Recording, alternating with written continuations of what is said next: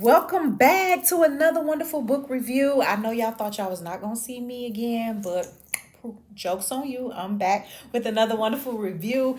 In this video, we're going to be reviewing The Butterfly 1 and 2 by Ashely Antoinette. If you guys love urban fiction like I do, I'm sure you've heard of Ashely Antoinette. She's been writing books since I was in middle school, and you don't get to know my age, but middle school was a long time ago, and I've been reading her books since then, and I just love this author. I haven't had a book yet that I don't like, so I had to get on this series. I haven't read her books in such a long time, but I had to get onto this series because all the book clubs that I'm in, everyone raves about this Butterfly series, and I was like, you know what, I'm gonna go ahead and get into it. So excuse me. So I did, and it did not disappoint. So basically, Butterfly is about a young lady. Her name is Morgan Atkins, and Morgan has experienced some trauma. She's had a significant loss with her kid's father, and she's just been through a lot of things. So Morgan, she's living inside London.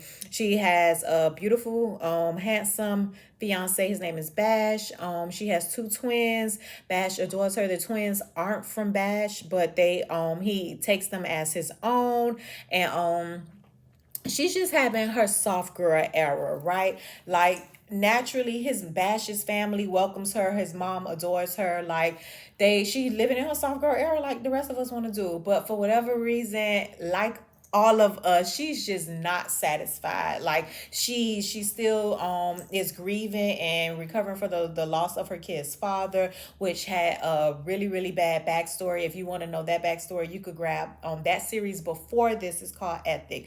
Just a little quick side note: the author of the book does recommend reading the Ethic series before reading Butterfly, because it gives you the backstory behind the characters and what happened to get Morgan up to living in London and to get you to this series. But for me, I didn't read Ethic. I feel like the author did a great job in her prologue to give me what I needed. So back to the story.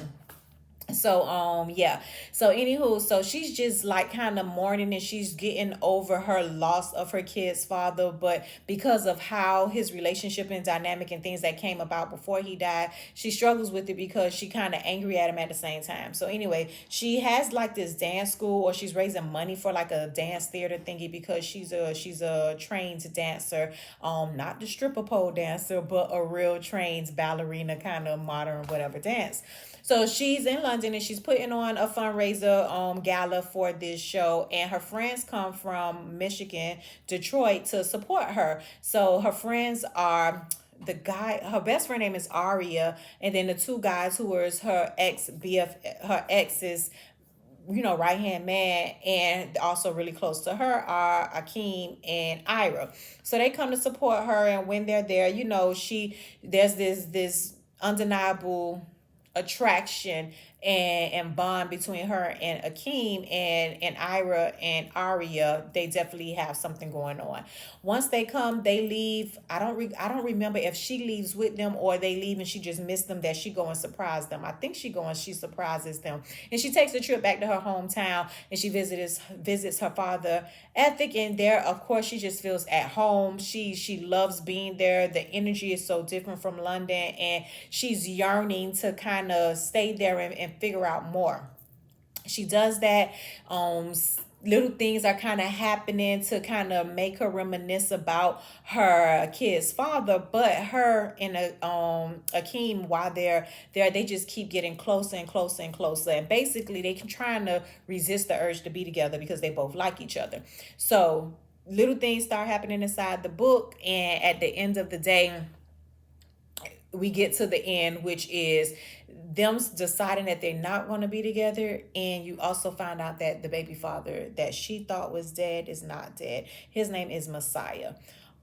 Messiah's not dead. That leads us into book two, right? So I'm giving you a very generic broad, because y'all know I don't like to really tell you all the details and stuff that happens in a book, because you got to read it. So I'm telling you it's a good book, so go get it. But I try to give you just enough to make you say, let me go read that, right? So that leads us to book two. So with book two, Messiah comes back from the dead. What they thought he just died, he did not. He kind of took himself off the grid and let everybody believe he was dying, or he did die, because because he had cancer, terminal stage 4, some type of cancer, and he didn't want no one to see him suffer. Like, he's that dude in the street, you know. So I'd rather die than before people see me withering away. And so he gave his, like, I think he had like $1 million. He gave that to Morgan, and he just never, showed back up, and everyone thought he was dead. He took the rest of the money he had and he invested in his, like, treatment or whatever, and the treatment actually helped, but it was very brittle, it was hard, and it took him a long time. He had to teach himself how to walk, all of that. So now he's building himself back up, building his strength up, getting his workouts and stuff, and becoming that man so that he could come back into Morgan's life. Morgan and Akeem is, by now, they knocking the boots, they doing all of that. They're kind of like an unspoken thing, and they both feel a way about it because of Messiah. Akeem and Messiah was road dogs, and then Morgan feels like she shouldn't. But when you think the man is deceased, it's like, I mean, why not go with the man that's like, this was someone that was gonna love me right, he's going to treat my kids right because of his ties and connections to it. So they just end up really becoming an item. So um Messiah goes to Morgan's dad, Ethic, and tells him, like, he confronts, not confronts, but he go and let Ethic know that, hey, dude, I'm alive, I'm here. They have some tension because of some things in the past. Again, read Ethic book 2. But nevertheless, so they have to hash that out. So once they kind of get over their own beef, Ethic ends up giving him his blessing to, like, you know what, okay, I don't mind you getting back with Morgan, but you have to, she's very fragile right now. Right now is not the time. Build yourself up. Let Morgan heal more, and then we could bring the right time to introduce you. Messiah finds out that Morgan and Akeem is kind of doing something together, or their item or whatever, so he can't wait until the right time. So he ends up going and coming at a party at Ethic's house and making a big scene. Morgan is traumatized by it because he's basically risen from the dead, and now she's faced in his love square. I'm not going to even say triangle. It's a love square because you got Morgan right here. You got fiance Bash that's been taking care of her, giving her this soft girl era in London. Then you got Akeem, who is, he's giving her all this desire and everything that she's ever kind of wanted from Messiah, but also just that hood street. And then you got down here at this side, you got Messiah, who's back from the dead now, who she always have not got over, always loved. And so now you have this love box with these three men, and Morgan here with her choice and pick of what I'm for to be. She doesn't want to be with Bash, but she feels very bad because Bash has been a good father figure for her kids, and again, he is the safer choice, but she's definitely torn between the latter two, Messiah and Akeem, because these guys all pull at her heart from their home. Like, that is home for her. So but book 2 ends up there with, basically, she for to have to make a decision between these men because it's starting to come to a head. Bash is definitely not going to be anywhere in it because she just don't like his ass, right? But the last two, I don't know. So that's going to leave us to Butterfly 3. There are 5 books in this series, Butterfly, and I mean, it just gets better and better. I think you're going to enjoy it. The sex scenes are amazing. Y'all know I like steamy, so there's no shock about that.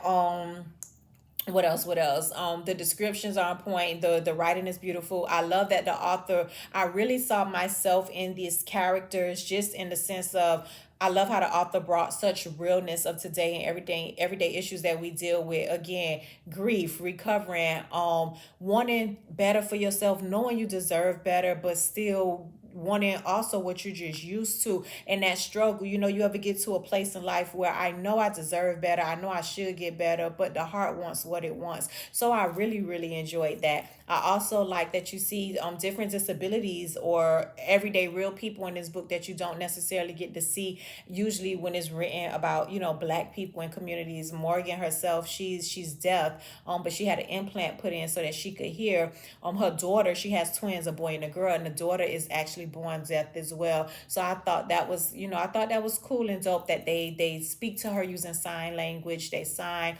She doesn't want to hurry up and implant her daughter the implant into her daughter. She wants her daughter to learn how to speak sign language. She don't want her to depend on a chip or whatever. So that was really cool. I love the family dynamics. Ethic's wife, I forget his wife name, but at one point Morgan and her didn't get along, but now she's there to help her, with her kids and everything. So that family dynamic is there, but it still gives you juicy drama, things that you are gonna want to like read and keep you reading, right? So anyway, I'm back. Thank y'all for being patient with the bookkeeper. Okay, life has been lifing for me, but I am pushing through and I'm persevering, and I'm not gonna let little hiccups stop me. I'm gonna continue to bring you guys these book reviews and hope that it helps you in selecting and choosing books and supporting our authors out there. So my next book review, I don't know if I want to read Butterfly 3 just yet. I don't know. It's gonna be a surprise. So until then, keep reading, like, comment, leave me a message, shoot me an email, let me know if you guys have any book recommendations. And thank you for tuning in.